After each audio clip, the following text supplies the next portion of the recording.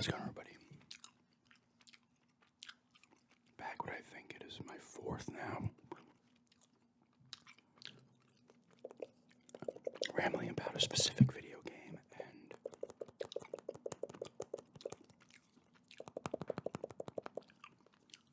GameCube mic sounds.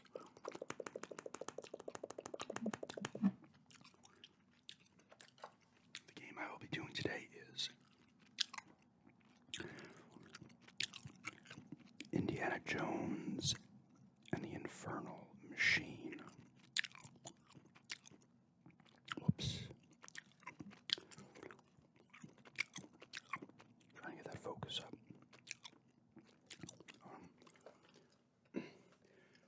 This game is obviously for the N64, as you can tell. And you can see on the back here, property of Blockbuster Video. Now,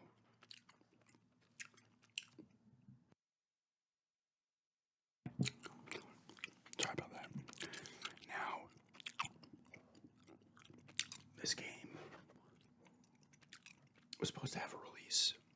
I think it was 2000, right? Yeah. Everywhere. My friend had pre-ordered at GameStop, right? And then he got his pre-order back.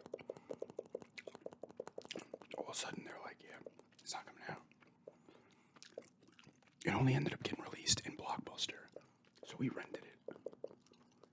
And we both played it. We would like switch on and off, kind of playing parts and stuff. And eventually you could buy it from Blockbuster as well. I ended up buying a copy for like $30. Sometime maybe in like late 2000. I don't know when it was exactly. It was just the game and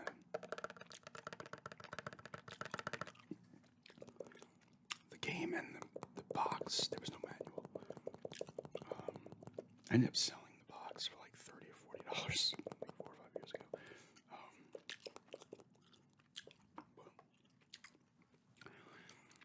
This is a great game. Like I said, my friend and I played it to completion. I had played it again through another time afterwards. It might have even been 2 times. Now, I think the reason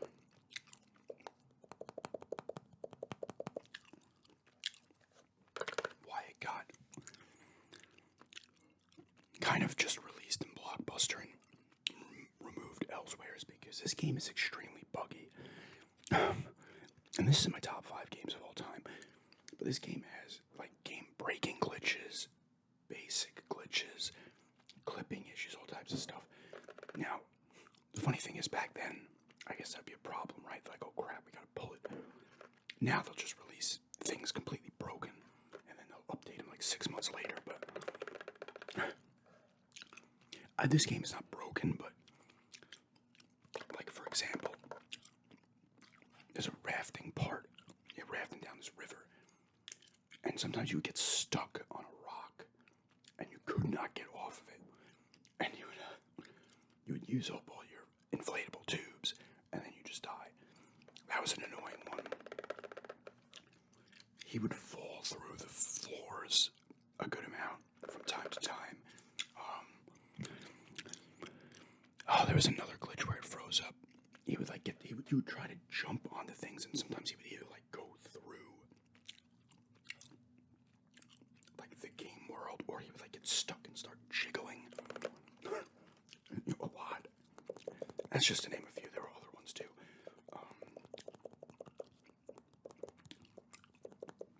But man, I fucking love this game. I think this game is fantastic. It's a fantastic adventure game.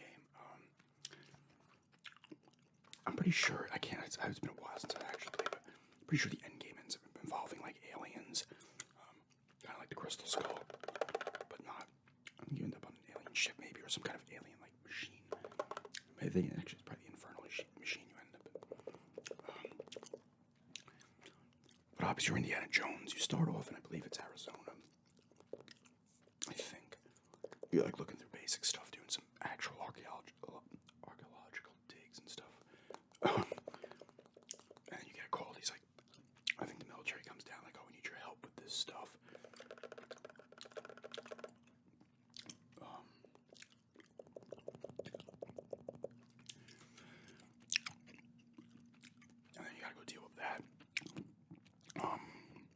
it takes you all over the place. Like you're all over the place. I can't remember like the full story of what the Infernal Machine did.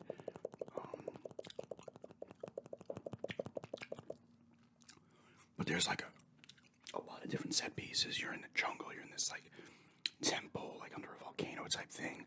You gotta go underwater. There's like a kind of a shipwreck, and you gotta go in there, and you're underwater for part of it. There's a jeep level. I'm pretty sure where you're using a jeep, and you go and do different stuff. You're up in the snowy mountains. That's when you're in the rafting mission too.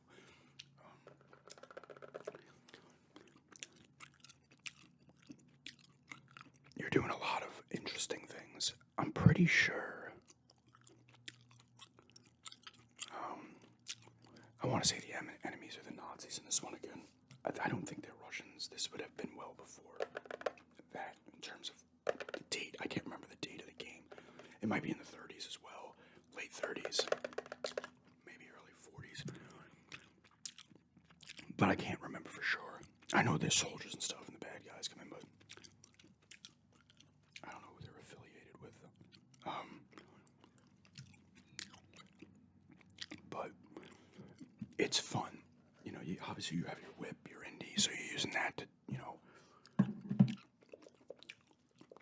grab a hold of things. You can attack enemies with it. You can find little treasures in each level, and it tells you when you beat a level.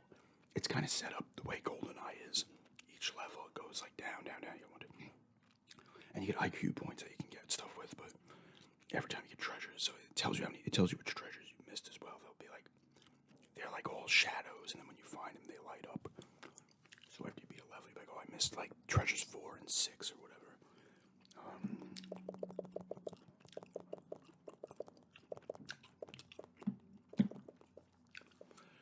There's also, you get guns. You have a machete at points too. You're in the jungle, you're cutting down stuff with it. You get a couple of different handguns, machine guns. I want to say you might get a rocket launcher at some point, but I don't know for sure. You gotta get health kits and stuff. And there's other enemies besides like soldiers and stuff. It's like, there'll be snakes you gotta deal with and some other crap like that. I think there might be piranha in the one water level. And there's a lot of puzzling you gotta do in this. You gotta figure out what to do with what. You gotta find certain objects that get you into things and stuff like that. You push and pull a lot of blocks in this game. The guy they got to do the voice of Indy is actually very close to Harrison Ford. But he does a good job, like their mouths don't move and stuff. It's just, kind of written words and he talks, but it's kind of nice. There's a woman in the game too, her here. I can't remember her name. Like I said, I forget the overall story, like what the point of the Infernal Machine is. But I'm pretty sure it's like extraterrestrial. I could be wrong though, like I said, it's been a while. Because the end level, you're like on this thing, you're in this weird machine. This is happening.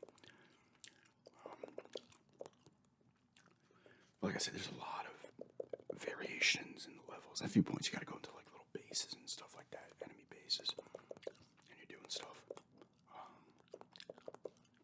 There's some caves in there. Like I said, there's a snowy mountain part 2, which is nice. It's a really good game, and graphically at the time, it actually looked fantastic. It actually looked incredible back then. Like I said, the glitches are going to turn a lot of people off if you've never played it. Or even back then, it probably did, because like I said, you would have 3. There's 3. It wasn't a game where you're like, oh, I'm going to auto-save constantly, right? You had like 3 save slots. That was it. But it would overwrite your other one. You could save the game, but it was only going to overwrite that one. Pretty sure you couldn't save in one of the other 2 slots. That was like for a new game only starting.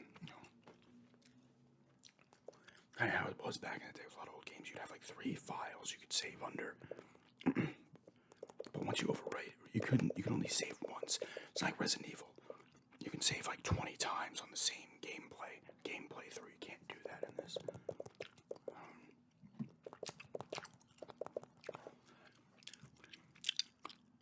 I'm trying to think. There's definitely the one Jeep mission. You definitely ride in a Jeep. I'm trying to think if there's any other vehicles at any point. I don't think you end up using a boat at any point. But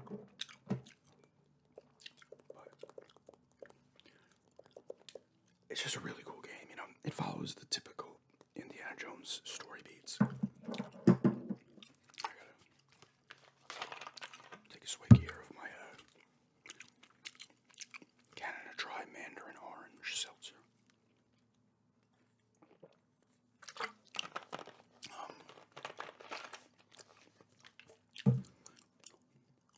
You know, there's a lot of the typical Indiana Jones stuff. His hat pops off from time to time and he picks it up, you know. There are little cutscenes as well. Nothing crazy.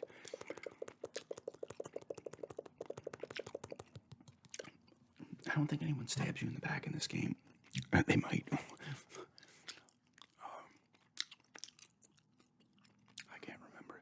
I can't remember how many levels there are either. There's a decent amount though. Like, this game is fairly lengthy because, like, I think it was just me and my friend were playing one day for like 4 or 5 hours, and we got up, like, we gotta go take a walk. Like, you play a game for a long time, you get like that weird game vision where you're like,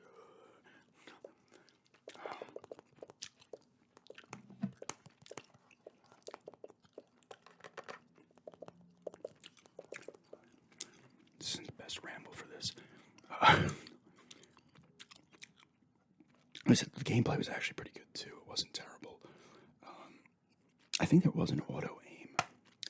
Like, using the whip, you could use it to usually use it to like clutch onto like a tree branch or whatever, and you can swing across. You can use it as a weapon. I think there was dynamite too. There was definitely grenades, like the old grenades, the long handle on the top.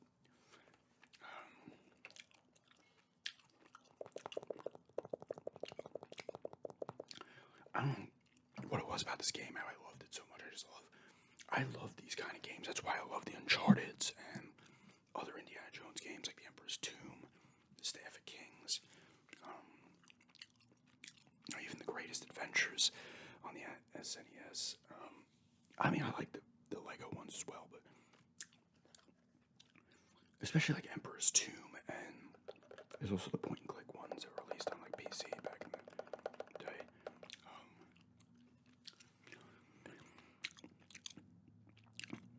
But it was just I like that kind of stuff. Like, even the Tomb Raiders. I didn't really play much of the original Tomb Raiders on PlayStation, but when they completely rebooted the series, like 2012, they started those 3.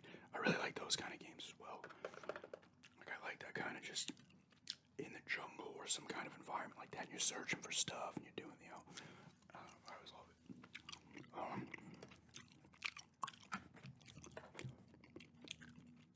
It's just a really good game. If you have an N64, I would buy it, even though it's fairly expensive.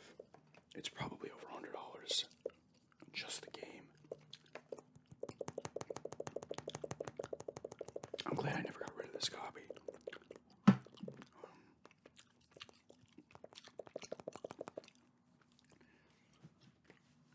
it's just really fun. You know, and the puzzles are, some are a little tough, It's the kind of game where if you had it came out now, you might go online and cheat a little bit. But back then, we were just like, oh, we gotta figure it out. Sometimes, like, another friend or two would be watching us play, and they'd be like, oh, do this,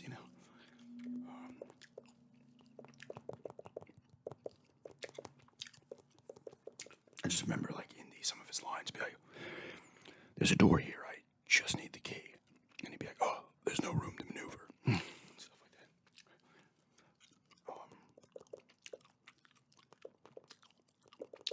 But it's fun. The levels are varied. There's treasures to find. The combat's pretty good. There's not a massive variation of enemies, but it's just that the thing with these kind of games is you want like environment, the game world to be cool, and this one is good.